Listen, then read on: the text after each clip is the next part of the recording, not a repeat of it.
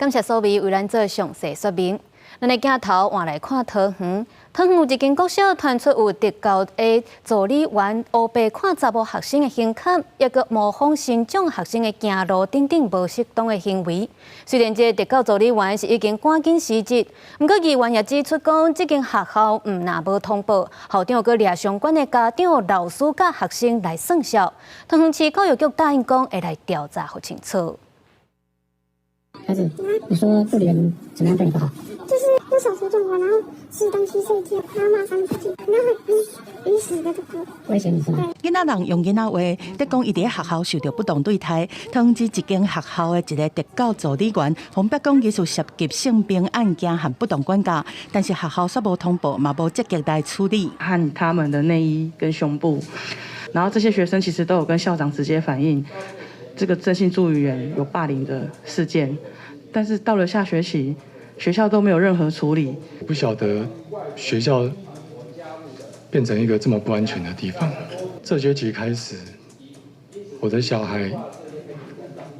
他不敢接触新的助理员。有其他的老师是偷偷啊翕影片，逼讲这个特教助理员有一大堆不适任的行为，若是上班时间就直接伫遐在困，服务新长者的时阵，嘛总是哪只早顿，而且拢讲袂听，甚至行伫行动不方便的学生后壁，佮故意模仿伊的动作。事后，议员黄庆辉是表讲，虽然讲已经互这个特教助理员随请时，但是校长煞疑似伫学校内面对讲出代志的家长、学生和老师在算账。至今校长仍旧不愿跟他们自签协调。最近甚至还有不少家长跟我们反映，校长在学校会瞪着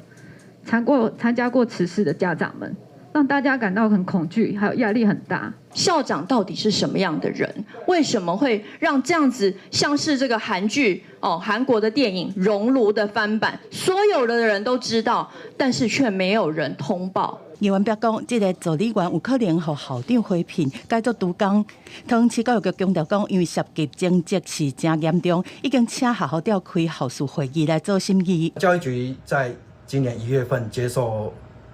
校方的性平通报，除责成学校就该员予以停职接受调查之外，后续将针对校方及校长是否有延迟通报以及未积极处理的情事，近期将召开考核会议。目前性平的调查是由外聘委员做调查，教育局嘛要求学校要对相关学生落实后壁的心理辅导。公司新闻综合报道。